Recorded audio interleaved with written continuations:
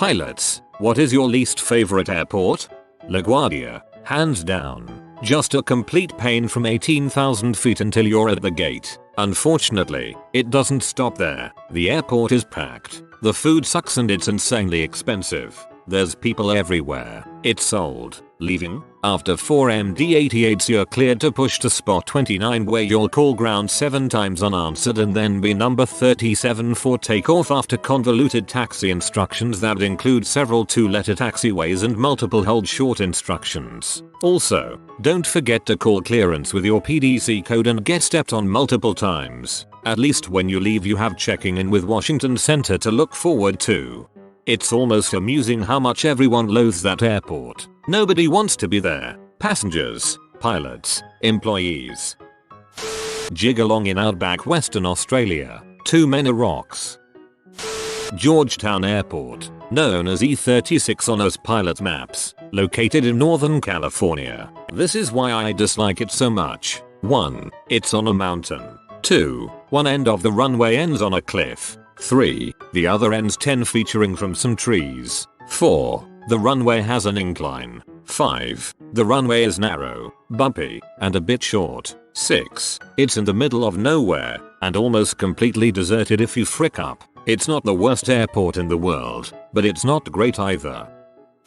Charleston WVA. The end is on a mountain, so you get to do a 180 on the edge. I can emotionally accept a crash landing. I have real trouble with a crash after landing. It's really freaky as a passenger too, since you can't see the airport until you land. It feels like you're flying right into the side of a mountain. Combine that with the fact I was usually on some 10-seat puddle jumper and it doesn't make a great experience. Huge props to the EasyJet pilot who got us on the ground at London Gatwick last night, on the second attempt, despite terrifying crosswinds. I'm not a nervous flyer, but when we were 15 feet from the runway, only for the engines to roar and the plane to climb steeply back into the air, I was definitely feeling pretty tense. The wind was horrible and the rain was driving, and on our second approach, the wings were definitely tilting, but he got us safely and smoothly on the ground. Thanks man, you're legend.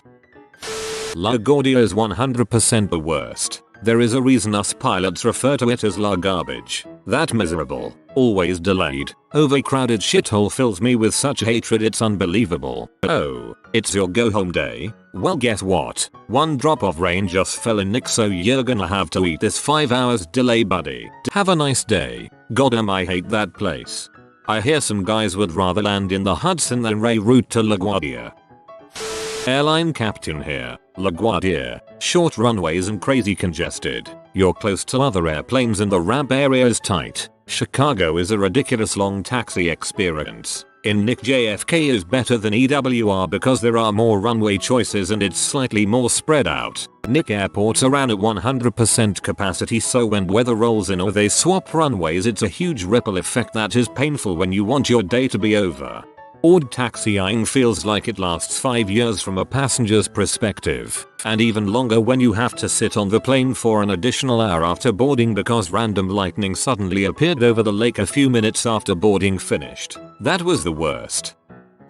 Actual pilot here. I'm going to say Newark and LaGuardia. Someone farting in the wind could cause 2 hours delays up there. But in all seriousness, with the congested airspace of EWR, LGA and JFK, any weather in the northeast can cause some serious delays. Even though it's my home airport, LAX is a pain in the butt. The whole airport has been a construction zone for as long as I can remember, with no end in sight. I recently just sat next to an off-duty pilot on a flight. He told me his regular route was LA to Hong Kong and back. He said he would always do what he could to avoid having to land in Russia or China, and would opt, if he has the choice, to land in either Alaska or Japan. ATP here. I'm surprised no one has said Charlotte NC. Congested and massive taxi delays for no reason other than a crappy layout and incompetence on the part of ramp controllers. Yeah, but from a passenger standpoint, the terminal is great with lots of restaurants and easy to get around in. I fly, pilot, into one of the reliever airports and avoid KCLT like the plague. I will say though, transiting the area at low levels is a nightmare, so flying intrastate, NC, is never direct. Helicopter pilot here. What's this runway you speak of? Like at a fashion show for pretty ladies? Also, Sharm el Sheikh in Egypt is the worst airport in the world. Inshallah is not an appropriate landing clearance. Tower clears you to land if God is willing. That's some good stuff right there. I travel often for work and I have heard pilots hate John Wayne Airport and that it's dangerous to fly out of. Luckily that's my choice of airport. I was on a Southwest flight leaving John Wayne once and right when the engines cut, the flight attendant gets on the intercom and whispers, "Be very, very quiet. We're flying over rich people." Makes me giggle every time I think about it. My father is a pilot and thoroughly dislikes London City Airport. London City is great as a passenger, but I can imagine it being crappy for a pilot. Gets city pride that nobody is mentioning O'Hare or Midway. An aircraft carrier. Yes, it's very difficult to land an aircraft carrier on a pilot. The deck of the USS Theodore Roosevelt, CVN 71, at night with 10-foot seas.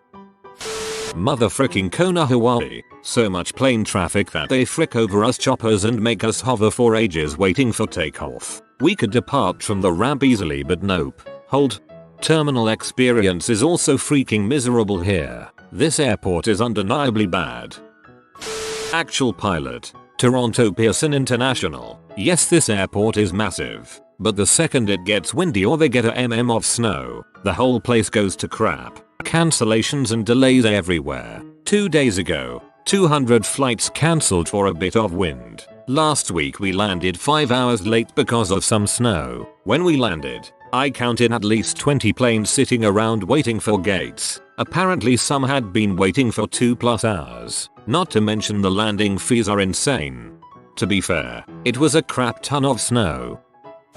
I landed in Quito, Ecuador once. It took 3 attempts because of 4 and the crazy location.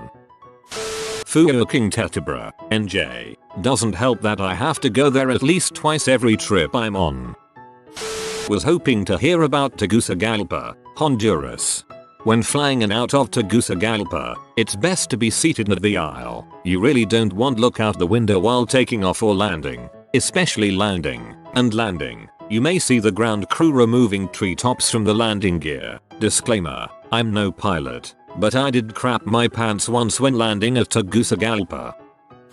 Nassau, heavy crosswinds, FOD, and really crappy controllers. Not me, but my dad said that the Juan Shoei, Irosquin Airport in Sabah, Sab TNCS, had the shortest runway he had ever seen with a cliff at both ends of it, so that doesn't sound fun. Before it was decommissioned, Kai Tak Airport was the most dangerous large airport in the world to land at because it was basically in the heart of Hong Kong. It required specialized training. Pilots had to take a course to be allowed to land there. But dang, it made for some cool views from the ground, or at least that I've seen from YT. I'm surprised Newark isn't more hated. On certain days you can sit in the IKEA across the street and count 10+ planes in line to land. LaGuardia beats that. The landing requires a sharp hook at low altitude after crossing by Manhattan. Then you deal with a short runway. Aspen kinda sucks, especially when the weather goes down. Sure, it's pretty, but it can be a pain in the butt. Glad you asked. I'm tired of my home base airport and need to vent it out. Mexico City's airport sucks in every way imaginable. The parallel runways, which are the only ones, aren't separated enough to allow simultaneous approaches and departures. So aircraft from both terminals have to take off from the same runway and land on the other one, causing huge ground delays. It's common to spend 1 hour or more taxiing. The place is too freaking crowded. They only built 74 gates. We use about 110, how 30+ remote stands. Some are really far from the terminals. Again, it's not uncommon for the airport buses to arrive 30 or 40 minutes after you've parked. And if we're in transit, then wait 40 more minutes for the fuel truck to arrive to your stand. The entire terminal smells like crap for some reason and the public restrooms have no ventilation, increasing the crap smell. This really irks me, because it's a terrible welcome for foreign people who might get a bad idea about our country, the president, and all official aviation including the Navy, sometimes the Army, diplomatic flights, state visits etc. Don't use the dang army's airport, which is a few minutes away from the city. They use our airport and get priority for taxiing, takeoff and landing. So again, not unusual to be delayed 30 minutes just because the president is swinging by. On top of the small annoyances, it's not an easy operation by any means. High altitude airport, mountainous terrain all around, in-flight delays by long but flight vectors and holding patterns due to traffic saturation, really bad weather every day from May to September, volcanic ash from the Popocatépetl all year round, frequent awful wind shear conditions causing you to go around the airport on fast 5 because it's so long and dangerous to go on. LaGuardia. She's an evil bee. Heavy winds from the west are stirred up by downtown and make for some interesting landings. Ground control gets so saturated that sometimes it takes 10 minutes just to get your name in the hat to taxi out, and then you might be number 45 in line for departure. For every minute of listening to LGA ground, your actual age increases at a ratio times pi. The old terminals are truly third world. You feel like a refugee when you try and shove your way through the huddled masses. There's one men's room on the B concourse serving 1,000 people. The terminals are kept at 85 degrees, summer and winter. All the good food is outside of security, so you have to exit and then re-enter to get a halfway decent bite to eat. Trump 757 haunts the landscape, and so you're stuck looking at it for hours on the taxi out to depart RWY13. On departure there are no fewer than 4 different procedures to follow depending on which couple of 100 feet you lose an engine after takeoff, which seem to have been designed mostly for noise abatement instead of, safety. Traffic is thick, runways aren't very long, and if you land long you splash down in cold salt water. Any airport with that crushable foam emergency stopping concrete at the end of the runway isn't really operating within its original design limits. I hate LGA. Clearly most people here have not been to MEX, the biggest dumpster and complicated airport in the world. Some stats. First, it's at 7,500 feet, 2,400 m above sea level, so approaches are a lot faster than other airports. Surrounded by mountains and requires a precise approach with a 130-degree turn to align with the runways. You overfly a huge and populated city, so no Sully-esque stunts are possible here. The airport dates from the 1940s and has been under construction since, and it's a Frankenstein. It's overpopulated and understaffed. A huge dumpster was constructed very far away in the 50s and now it's near, so in a bad day it smells. The runways are lengthy but are very narrow and so close that operations are complicated. Taxiways are so small that the A380 need a guy in a car to guide it to the gate. Congestion is bad that sometimes aircraft wait 40 minutes just to get a gate. Buy bottled water. Traffic to get there in or out is a nightmare, and to top it off they are making a new super modern one just outside this dumpster. I'm not a pilot, but I'm told by pilots I know that if you can land in St. John's International in Newfoundland, you can land anywhere. Washington Dulles Airport. I'll answer because I'm a pilot. You never specified ATP or even commercial. I'm going with 3LF in Litchfield, IL. The winds were very freaky on my short final. I randomly dropped altitude, and I about shat my pants. Every airport has weird little idiosyncrasies like that, but this resulted in a go around as my approach was no longer stabilized. When I came back around, it was fine because I was ready for that weird shift, and I had a smooth landing. The FBO terminal was nice, ate their candy, took a giant dump. They have a crew car and internet access to check weather. Once it cleared in southern Missouri I was off. Montreal. The controllers can't handle more than 2 airplanes at once, and they speak French to the locals so you can't tell what's going on. Also Newark because GDP. Try our aviation if you want an actual answer.